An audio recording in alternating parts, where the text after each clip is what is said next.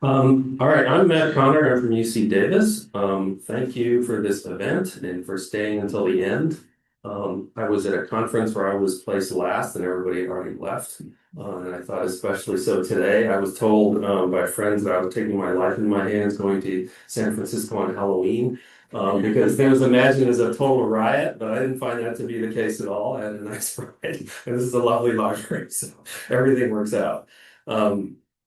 Okay, I'll be talking about a comparative assessment of the Primo Research Assistant, the RA at UC Davis, which has come up already several times. And actually, speaking of my own journey, I caught the 6:30 train in from Davis just so I could make our first presentation by John, which was interestingly situated. So he compared the RA to other AI tools. We were comparing the RA to our discovery system, our Primo Discovery System, with a view towards seeing if we wanted to include it for the student experience. So an interesting juxtaposition, and our focus was narrower.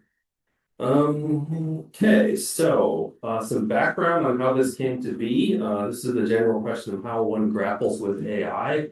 If you've read any policy, AI applications are all over the place, so extensive that no one person could anticipate them all. So this is sort of a bottom-driven type movement. On the other hand, people who come up with these ideas are not going to have the kind of coordination resources to investigate. So as the middle ground, we have this administrative mechanism called the incubator. And what this gives up in market flair, it makes up for in descriptiveness, because that's what we do. It consists of 3 individuals, 2 co-leads. Xiaoli Li is our head of collection services. Vesela Ensberg is our one of the directors of our data lab, which is sort of our in-house research department for things to do with information technology. Those are the co-leads. There's one member, which is me. I'm in the Student Services Department representing public services. So what we do is we review proposals from all over the library about particular AI problems or projects that people want and approve them or not. And the approval is just about feasibility. It's not any kind of qualification. And then we provide whatever assistance is needed in terms of recruiting and technological expertise and project management and so on, depending on what the team needs. And for our 2 teams that we've had so far, they need a lot of help. This was actually our inaugural project, the Primo RA. So those are our functions in general. All right. So just background on the Primo RA, which I'm sure you're pretty familiar with, new AI-powered tool. We were intending to test the effectiveness with the Primo search tool. I will add on the interesting topic of grounding that was introduced today. That was actually no factor here because my understanding is that the RA draws its information from the CDI, the Central Development Index, which is also what's used by our discovery system. So it was a common pool of resources, a common collection. So the only difference was how the 2 systems were processing inquiries and returning results. But the actual kind of legitimacy of the sources and where they came from was not an issue. Okay, so our team was assembled from across our library departments, including a spectrum of subject specialists. We have a total of 8 individuals. We worked out with this group our timeline, our schedule, our experimental design, kind of worked very closely with them. Parameters for the experiment. So these are supposed to be short-term projects, not the kind of thing that's going to go on and do a dissertation. We want to click these off to get results, just because the field is changing so fast. And we envision this for the winter quarter of 2025, February to April. For Primo, we examined only the basic search interface as opposed to the advanced, in the belief that, well, this kind of reflects, it's the default setting, so this is kind of the main experience of our students. We want to capture that as much as possible. So we compared that with the RA, and we compared the first 5 results for various queries, just because this was pointed out, the RA produces only 5 results. So to have an apples-to-apples comparison, we were comparing the first 5 of Primo. Okay, so our queries were divided into this typology of, I guess, what you would call rhetorical types that you can see here. So cause and effect type search statements, fact statements, descriptive statements, verbatim titles, comparisons, and nonsense inquiries. And these were spread across all of our subject areas. based on an archive of common searches. I think they pulled maybe 83, if I recall, from the archive. We came up with 34 individual questions. And then each one was formulated in two forms, one as keywords and one as a natural language equivalent, and then run through all these different queries. Okay, so basically the old classical double-blind procedure. So two individuals ran each query for the results. And if possible, the subject expert was not included in the ones administering the queries. And then two different individuals reviewed the results. In that time, it included the subject expert, at least one. So that's kind of the experimental procedure. The reviewers answered a rubric of questions for the results of both the basic search and the RA, as well as the summaries. And the various questions of the rubric dealt with the accuracy, appropriateness of material, and its relevance. And the questions are kind of what you'd expect. Is this resource relevant? The other two that's come up before. Do we have access to it? Is the access full text? And then notes on the apparent bias, academic quality, if any. And then for the summary, the questions were, is the source cited in the summary? Is the attribution correct? Does the summary address the query? Okay, results. Data was extensive with evaluations of each of the search typologies for both the basic search and the RA across all the criteria. All right, this is the master work of our data science virtuoso, Vasilov Ensberg. So this is kind of the overview here. In deciding to present this, kind of borrowed from my work with another part of Data Lab, which is the GIS department, the map experts. So two features I borrowed were one, we go with visualization instead of numbers. So this has been presented in terms of pages of numbers and spreadsheets, and that didn't seem to work very well. So we're going to go visual here. And secondly, we are zooming in and out. So the map makers say, well, sometimes if you zoom out of a map, you get more information than diving into the interior. So this is the ultimate zoom out, showing what's going on. There are multiple axes here. So the left vertical axis is the various types, the various rhetorical types. So cause and effect, description, verbatim, not verbatim title, but comparison, contrast, and so on. So each of these rows here is like a separate graph, and they're just kind of stacked on top of each other. Okay, the horizontal axis across is our different modalities, the keyword search, the natural language, and then in the third column, the verbatim title. Okay, the horizontal axis across the bottom is repeating the same pair are two things that are being compared. So the left column is going to be the basic search, and the right column is the result with the RA. So the idea is that you find your coordinate, and then the value of the coordinate is going to be one of these three colors: gold for yes, purple for no, gray for not applicable. So you examine the width of the color, and then look how it's trending up and down. So this is like the ultimate distillation. So this is the whole thing. I mean, I obviously cannot elucidate all of this now. There wouldn't be any reason to. So I'm going to pull out the highlights of this, and you can assume, besides that the two systems are roughly equivalent. So our highlights were: AI was better for natural language questions. The basic search interface was better at finding verbatim titles, better than the RA. And AI actually did fairly well at identifying nonsense queries and not hallucinating. So the way that looked is for natural language. Okay, so the RA is on the right column and the keywords are on the left. So for natural language, the key things were getting either yellow or purple, like a positive yes or no. Whereas for the basic search, we're getting a lot of gray, where it just didn't know what to make of this. So that was kind of what our success looked like for natural language. Okay, verbatim title. Here you see that the basic search on the left actually had more positive results. Mostly yes, some no, and only a few not applicable. Whereas the RA didn't do so well. There were a lot where it just didn't know what to do. Yes. I didn't catch the difference between the yellow and the blue. The yellow means yes, a positive example, and the blue is no, and gray is not applicable. Just didn't come up with anything. Yeah, so you can look for, depending on what you want, you can look for width of yellow, width of blue, width of some kind of color as opposed to gray. Kind of depends on how you want to analyze. Okay, the possible queries. Okay, so looking at keywords, both sides, the RA and the basic search did fairly well with comparable numbers of yeses and nos. The natural language also positive, either yellow or blue. Now for the verbatim titles, it was not applicable for the basic search because it didn't exist. It just wasn't pulling up anything. But we got a lot of no's for the RA, so it was not making stuff up. It just said, this is not making any sense. It's not there. Okay, so that is our evidence that the RA actually did handle possible queries well. Okay, those were the results for the kind of the hard result. That's the data for the hard results. Now, as to analyzing the summaries associated with the RA, I didn't really find a graphic that made any sense. We're kind of going with our numbers here. So the summaries were assessed for relevance on a scale of, all right, as you see there are 23 summaries that were returned.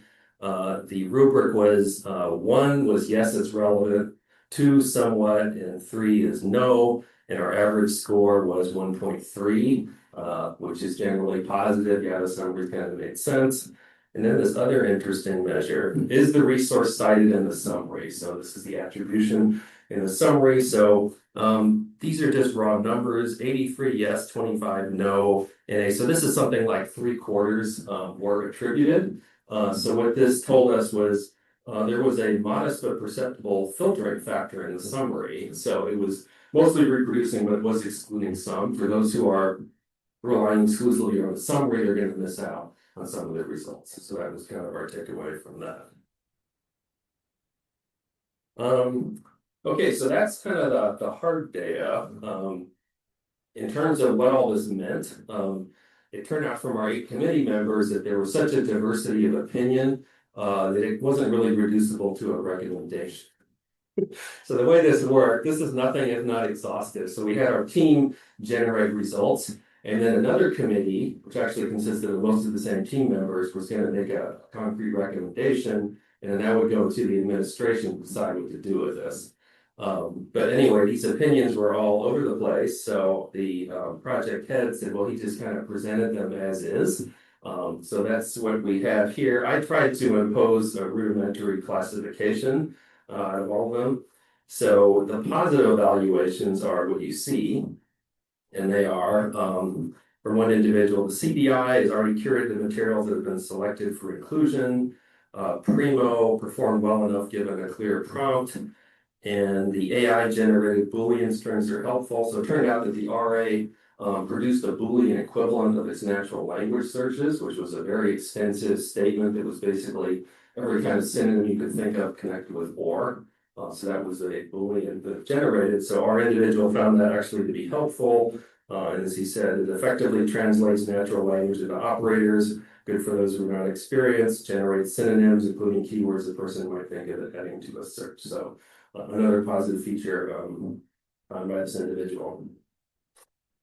Okay, concerns about quality of results. Sorry. So one comment is the quality of sources depends on quality of the query, or I guess prompt as it's called. Another comment, sources returned are a sample and not exhaustive. Okay, that is sort of built into the fact that the RA only returns 5 results. But anyway, that was our comment. The summary is not a valid source and the text is not authoritative. Okay, so those were criticisms about the quality of results that were beyond our rubric. Okay. Other quality concerns. The RA privileges the more prevalent construction of concepts and suppresses rare or unique nomenclature or concepts. And then it goes into detail. And a few questions or results reflected an interpretation of the question which matched the most pervasive discourse rather than the more narrow use we intended in our queries.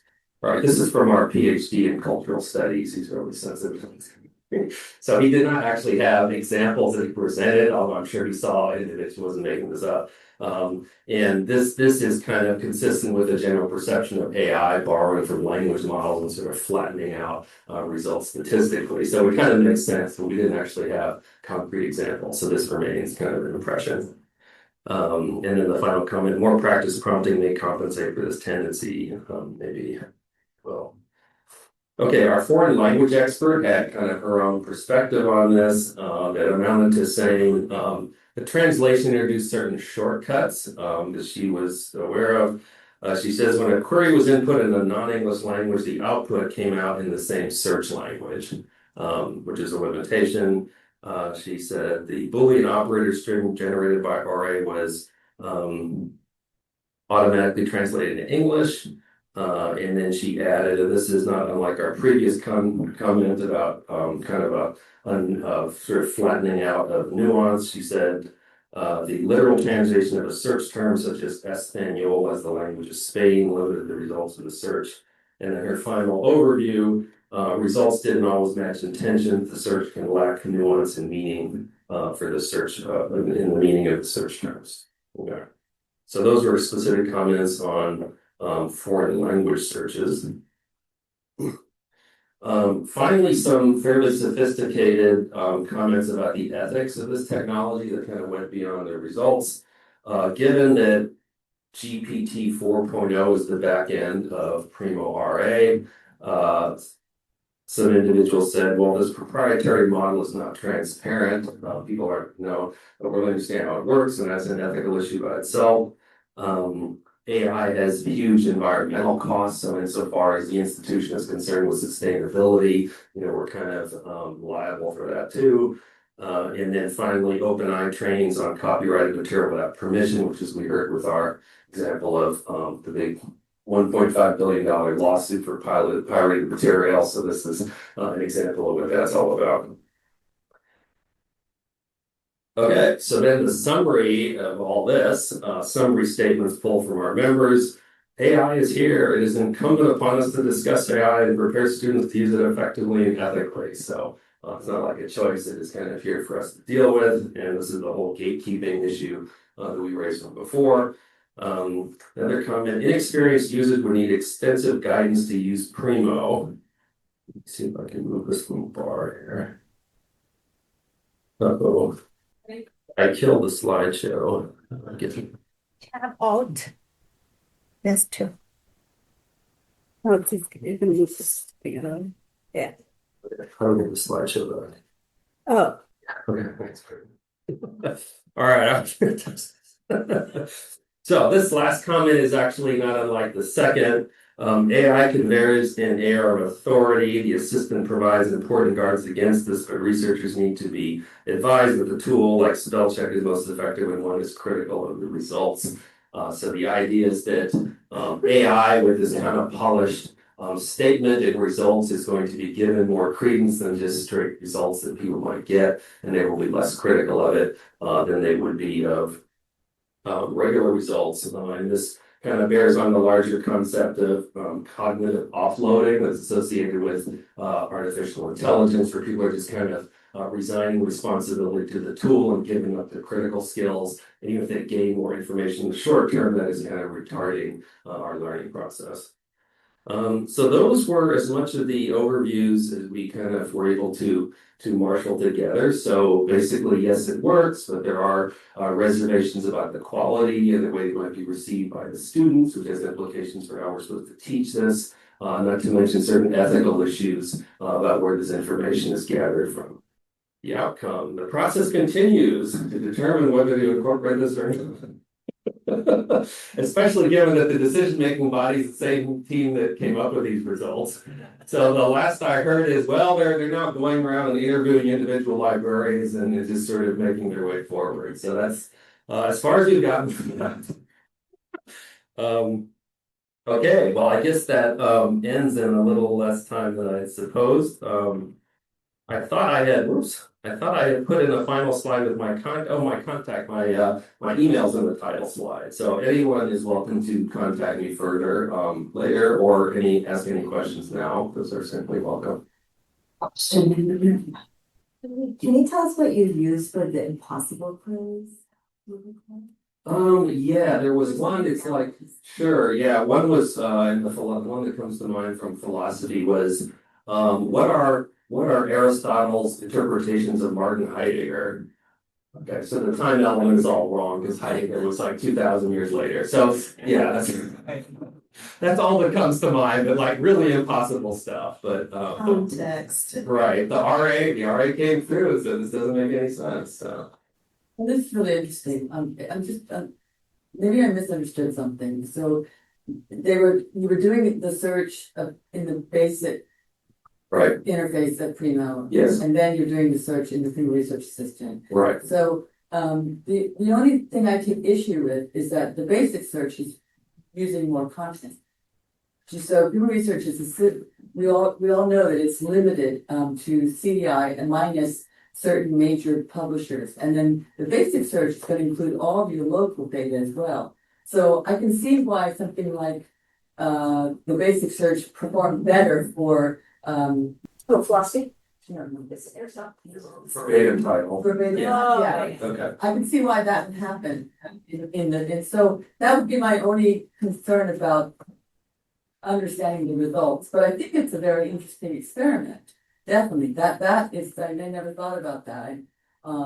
Because, Primo Research Assistant, if you don't like what you see, you can do the expand results, which takes you back to the Primo, and then allows for more additional content. So I appreciate it, did it. My only issue is that. Yeah, those are great, and we touched on those in our discussion. So the team head, who's in collection development, had a lot more information about exactly what was available and what was not. So he's in a good position. I know one contribution I made as a student services, public service librarian is that, when people search, they don't necessarily look at the top 5. They will scan pages and go through. So that's already a built-in advantage for the basic search as opposed to the RA, which just stops at 5. So we were required to stop at 5 just so we could have a basis of comparison. That's another offsetting factor that I mentioned. Yeah, and that's certainly true. Was anyone else concerned that maybe, the ProQuest stuff was always going to end up in the top 5? I'm not really concerned though. Right. Thank you, Matt. My question is slide 8 and 9. It's about the evaluation rubric. So one most important thing we care about is about the relevance. Yes. So I wonder what is relevance in the rubric. And on slide 9, is it just a yes relevant or no not relevant question, or there is a particular degrees or opposite? No, it was not broken down. I think we had an earlier presentation, the relevance had 4 components, so we didn't end up doing that. It was really a kind of yes or no impression of the reviewers. Yeah. Did it relate to the search in some way that would be useful for a searcher? Is kind of what it wrote to. Anyone else? I don't see anyone online. So maybe I missed this. How did you compensate for the different? How did you take into account the difference between the Primo search engine, which is keyword based, and the way it's going to go about constructing Boolean logic for those, versus the nodal base with the language model is a very different way of chunking data together and associating probability chunks. So was that a discussion point at any point? We've had a number of people come in and talked about the vector space model. We didn't get into a lot of detail. I guess our approach was kind of functional, so it probably wasn't clear. What we did for both the basic search and the RA is we ran the keyword version and the natural language in both. So that way we kind of tried to get an equivalence of both. But as far as exactly what was going on behind the hood and whatnot, that's not. We just dealt with it functionally before it came out. Okay. Do you have an example of a gibberish search that you used? No, I don't, honestly. I'm just what's sticking in my mind is the impossible queries, but there was not an innate category down at the bottom of that kind of master list, but I inquired with Vessela more about that, and she didn't get back to me. So no, actually, a gibberish example escapes my mind. Sorry. Yeah. So maybe my question is more partially for Christian, because of the question you asked. Because do we know that Primo RA is using vector search? Because I think it's just creating a Boolean. Can you hear me? Yeah. Because it looks like it's just creating a Boolean. It's not really doing vector search. Okay, actually, I can answer that one, so unless you want to. Go for it. I can, but go for it. So in fact, it is using large language model vectorization to create the Boolean. So this is also what all of these like EBSCO and ProQuest, which now have natural language search, which I actually really like because it has that sort of like teaching kids how to do the Boolean search thing, and it shows you the work in EBSCO in particular. But yeah, what it's doing is it has a training of the vectorized large language model to create Boolean searches. That's really different from doing like vector. So Yes. Well, there's some, It's, there's some ambiguity there, right? So you're gonna ask it a question, it's gonna. You're gonna ask Primo Research System a question. And behind the scenes, it's gonna take your question and it's gonna translate it into these vector representations, and it's gonna cross-reference it's literally its neural nodes to try and find probabilistic matches to what you're asking to determine value and meaning of it. So there's a translation even in you asking a question, as opposed to doing a keyword-based searching in your regular Primo interface, in which it's going to analyze the words and turn them into vectors, right? Everything boils down to numbers, but they're going to match associated metadata keywords that are in the alignment of that resource.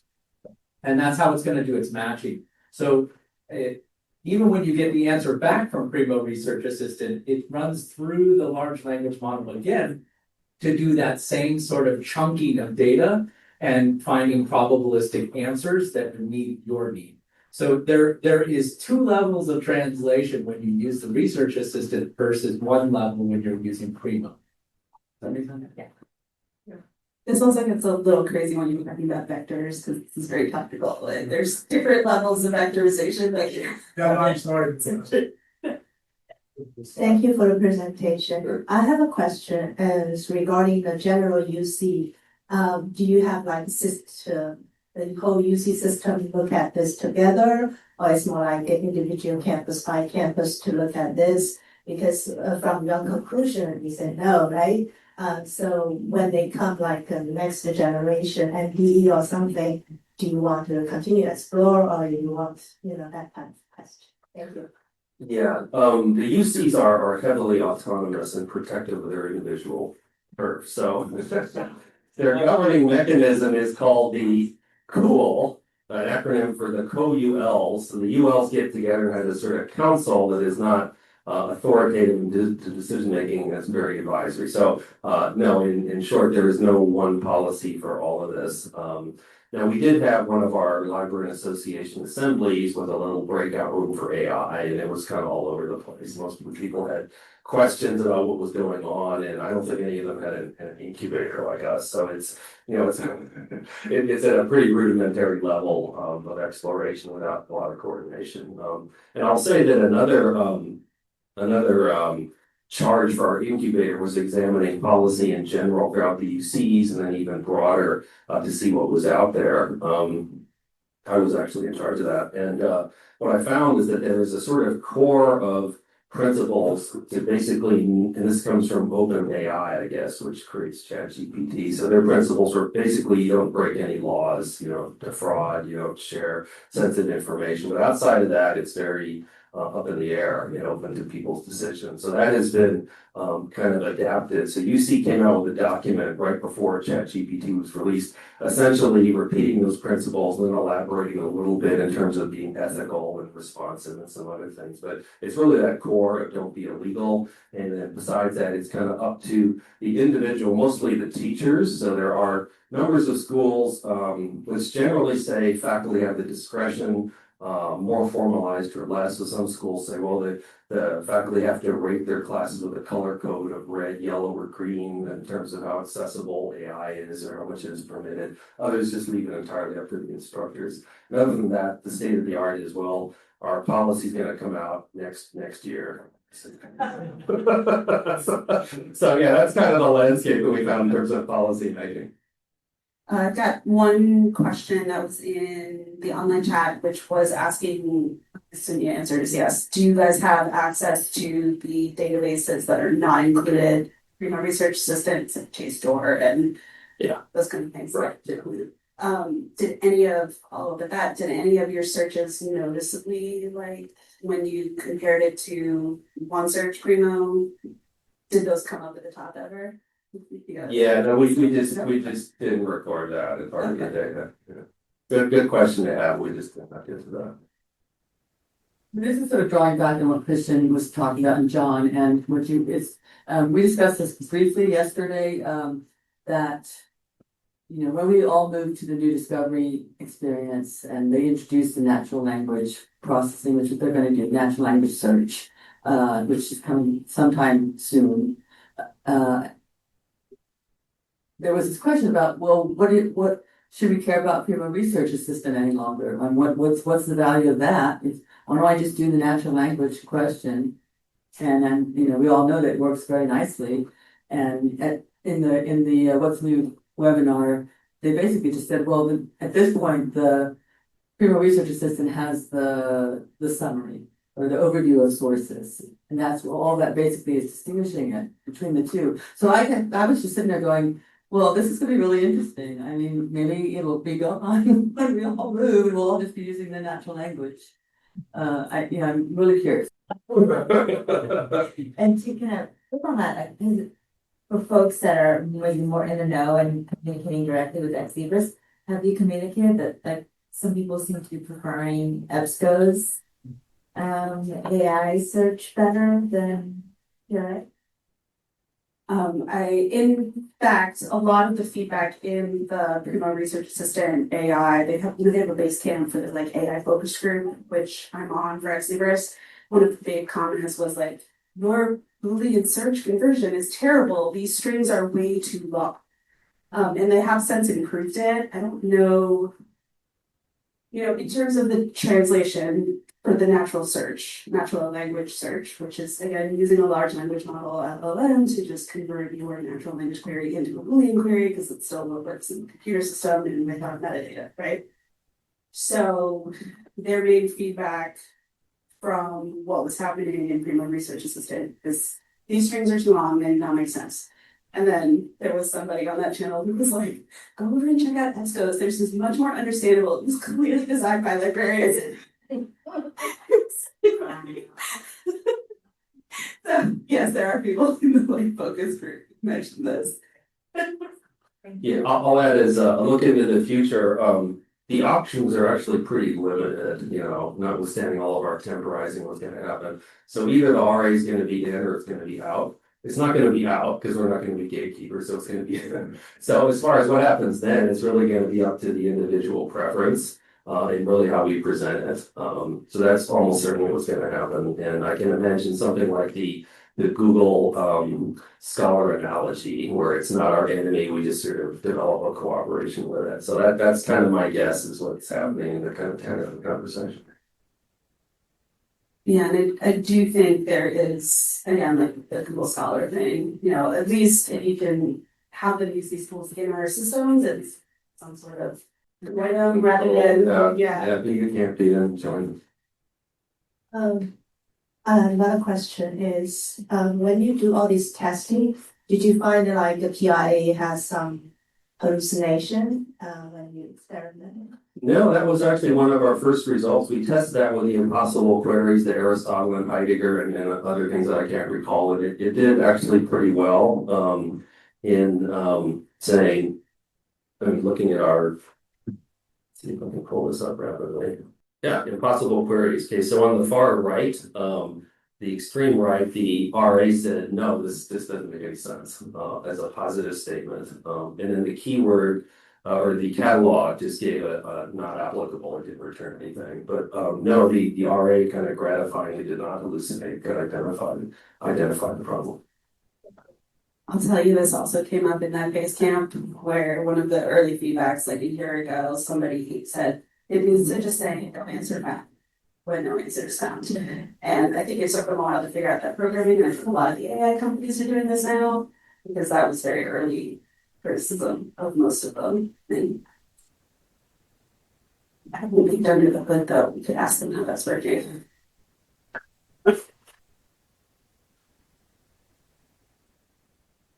Just to add on to that, one of the questions is asking how many pebbles a human should eat a day, that kind of question. Okay. So, because there was a professor actually said, Berkeley, I think, said how many minerals, what kind of minerals human beings should take in.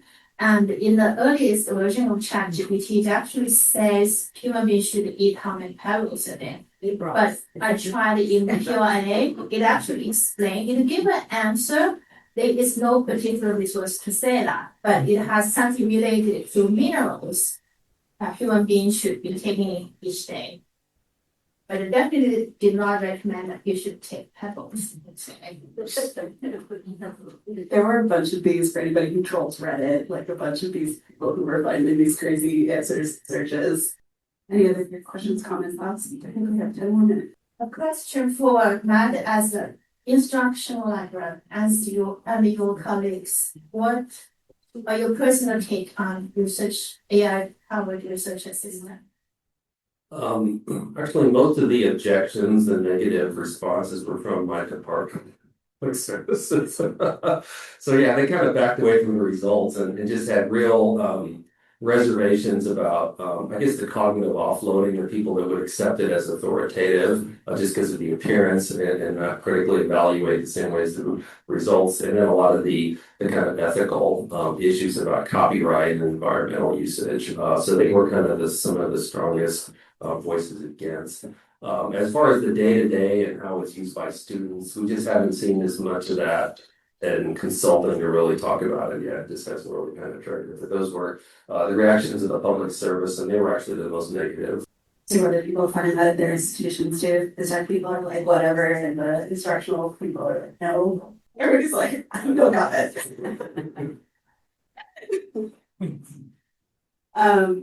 I will say when we talk about NDE, the chat assistant in the Discovery System experience is not going to be this Primo Research Assistant version. It is a new version of a new AI that they are programming with an agentic AI model. So it will actually talk to the students and ask them to refine their search queries and tell them, like, did you mean this word or would you like to try it this way? So I imagine the instruction librarians will hate that. We will see. Bills, can you, where is that coming? So in the new Discovery experience in the NDE, they've got its own version of Research Assistant. It's a totally new model. So any of the couple of like early adopters, they have this different assistant that's on the agentic model, not even this one. So everybody can ask Rochester what they think about it. You mentioned the roadmap. She did, yeah, she mentioned it in the roadmap yesterday. EHB. Yeah. Any other questions, comments, thoughts? This is the end of our day.